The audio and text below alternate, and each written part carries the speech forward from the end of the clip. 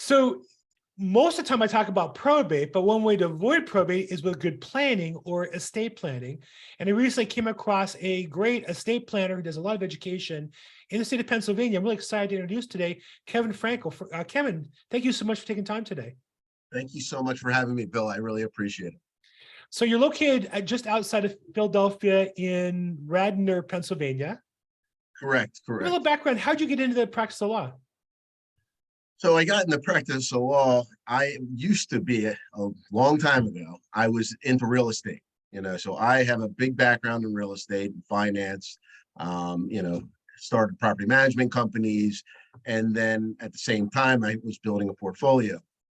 During that time, I got to get into the tenant game. And a lot of people who are in real estate know that tenants don't always pay. And so I then learned the I'm law. in Los Angeles, so we know that really well.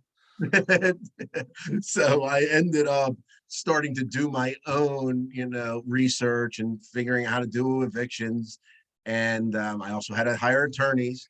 And I said, you know what? I should probably go to law school. Maybe I can do this too. And so it kind of took me on this path that I didn't think I was going to go to, because I thought real estate was the end all be all for me. But I really love the strategy. So that is what drew me to estate planning. Great. What law school you go to? I went to Widener in Delaware. Oh, very nice. Okay. So, and part of my interest in all of this, when I ask you questions, they're probably meaningless. It's because I told you both my parents are from Philadelphia. So I'm definitely, you can hear my voice, the Philly background, I think. So you got into estate planning, and the thing that drew me to you was you offer marketing online, classes for people who are interested in learning about estate planning, meaning rather than just shop for the service, you're actually educating people. Give me a little insight as to your philosophy. Why are you spending time to educate people who may or may not need your service at this point? Oh, a consumer, typically they come and they tell you what they want because, they went to the barber shop, they're at the hair salon, everybody tells them what they need. And so that is their education, which isn't any education at the end of the day. So when people come into us, I noticed that, they were asking questions saying that they wanted something, but at the end of the day, it really wasn't what they needed. And so we felt like the best way to make an effective meeting was to provide education to them. So what we do is, we do have workshops that we put on every month. They're about an hour or so, and they kind of walk you through from, not having an estate plan, what happens to you, what the government's got a rule book for you if you don't have one. And then, if you do make your own, estate plan, you should understand what those plans are, because, you could have a will-based plan, you can have a trust-based plan, and there's just a lot to it. And then within that, there's even a lot more. And so we found that these seminars are very, very helpful, and they give the client, or, even if they don't come to us, they just give them a better understanding, and then they can make better decisions for them and their family. So that's how I found you. In fact, because I market my business on Eventbrite for consumers, I came across estate planning is not a luxury, it's necessity. And I saw that, I said, well, this guy knows what he's doing. I got to reach out and meet him. And so this is your event, the upcoming one's February 20th, lunch provided. I don't know if it's worth flying from Los Angeles, but it sounds pretty exciting. And it has the details, Monday, February 20th, 12 o'clock, location, such. And so this is part of your ongoing program. And I think it's so important to offer education to show people our value, rather than talk about how good we are, show people how you can help them. If they want more, then they'll sign up with you or not. Now, what part, if you were thinking of it as a consumer coming to you, what percentage of their motivation should be when they pass, and what percentage should be before they pass in case something goes wrong? Meaning, I find customers will call me and say, hey, my mom now is incapacitated. Can we do, do you know a good estate attorney? Well, not that good. That's called a doctor, right? You can't go back in time. So talk a little bit about the importance of having a estate plan to help with medical directives and other things while you're still alive, but unfortunately maybe incapacitated. And so that's always the start. And everybody has a thing that happened in their life that actually brings it to the forefront. Whether somebody is sick in their family or somebody is, talking about, getting inheritance in some way. So they go, oh, I should do this. And they don't really realize that, if you don't do the planning, then, you're going to need the court. And so you should always consider, at a minimum, have a power of attorney. I mean, it doesn't matter, if you decide you're going to do a will because you say, well, I don't have anything, I don't own anything. And, it doesn't matter. I don't have much to give. At the end of the day, you have yourself that needs to be provided for. Because if you can't, then, somebody needs to for you. And you would want, somebody that you trust to make those decisions, than the court making those decisions for you. So that's kind of usually the start of it. And then it just evolves from there. Right. Because again, depending upon if you're going to go with like a will-based plan versus a trust-based plan, determines like how much help you can have during capacity. Like if you're incapacitated, having a trust is typically a lot easier, a seamless transition to the next individual that's going to assist you. It's also going to help you, when you pass, because there's not going to be any delays. And again, there's nothing wrong with a will-based plan. They have their part. It's just, these are just things to discuss and, determine, what is best for you. It's not what's best for us. It's what's best for you and your family to, meet your objectives and goals. Now, I'm based in Los Angeles, and 95% of my experience is here in California. And of my tribe or followers, subscribers, over half are California. Give me a little overview of, if you don't have an estate plan, what does probate look like? Maybe kind of a high level in the state of Pennsylvania. If somebody passes with a property, husband and wife both pass, the kid would be the normal heir. Maybe there's one child. What's the process for that child to actually get the legal control of the property so they're in a position to sell it, if that's what they want to do?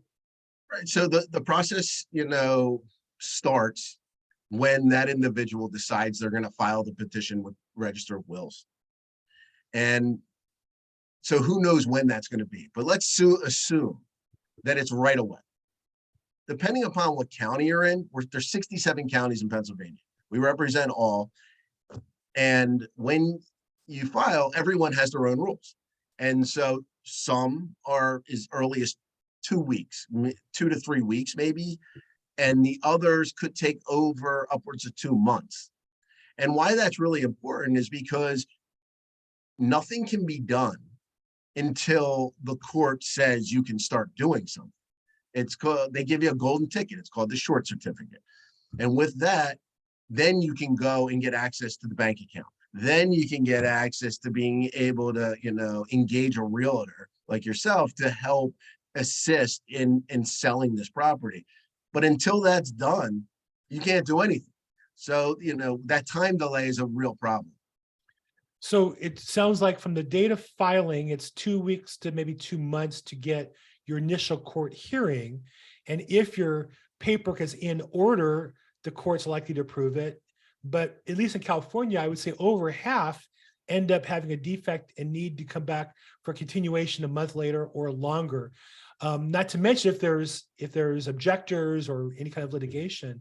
Is that the case in Pennsylvania as well, that oftentimes pro se people doing it on their own find it's a little harder than they think it is to get that probate process? Yeah, I mean, I tell everybody you don't need an attorney necessarily to do the probate. You can do it yourself. However, a lot of people that we end up getting as clients are people that they thought they could do it.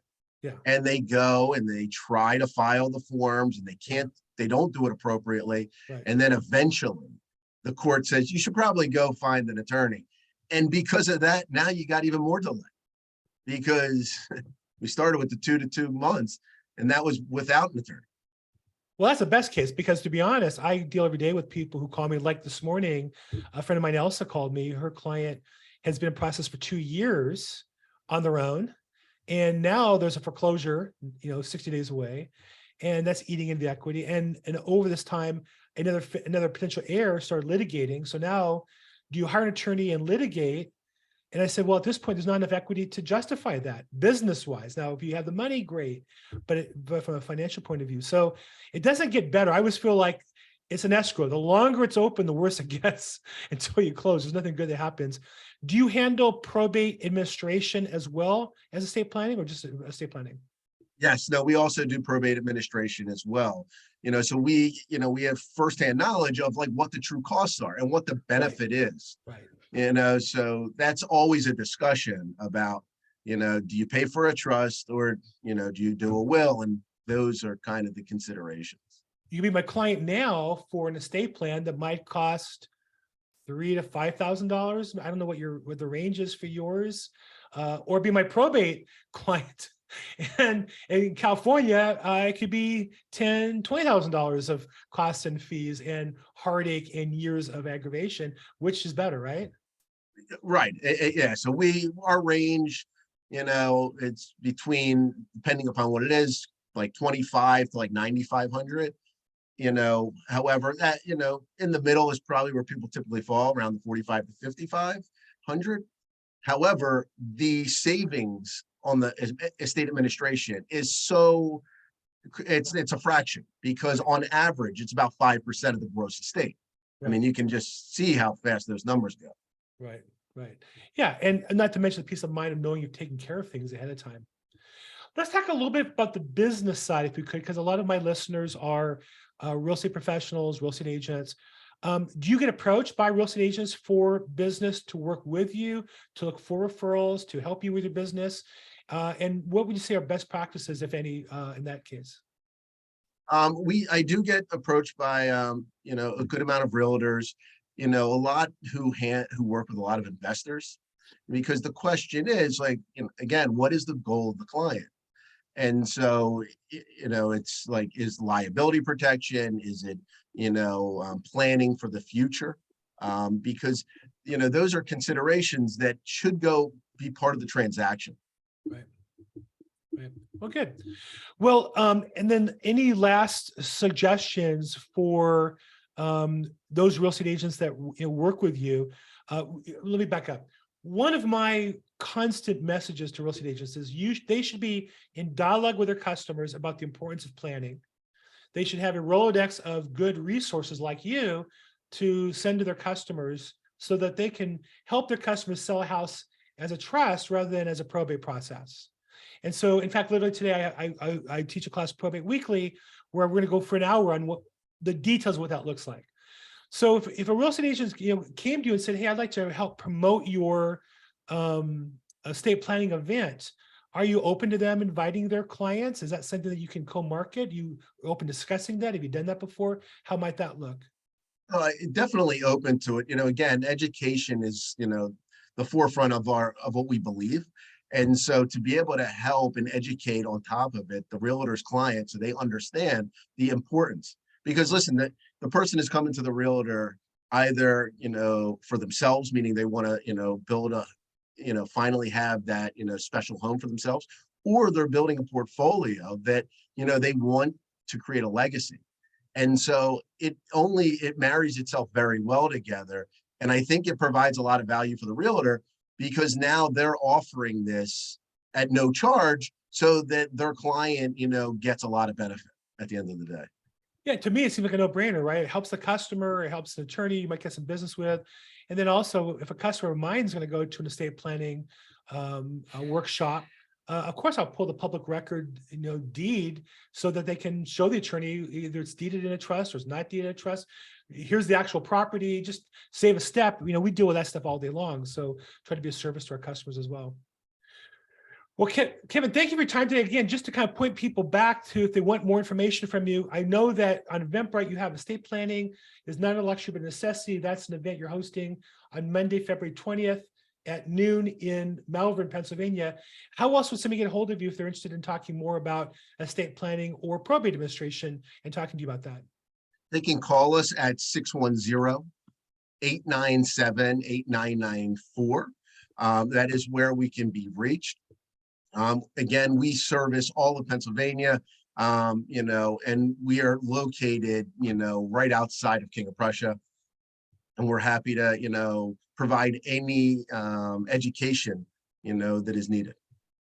Okay, and last, here we are on January 26, 2023, and the Eagles are hosting the NFC Championship game against the 49ers. What's your prediction?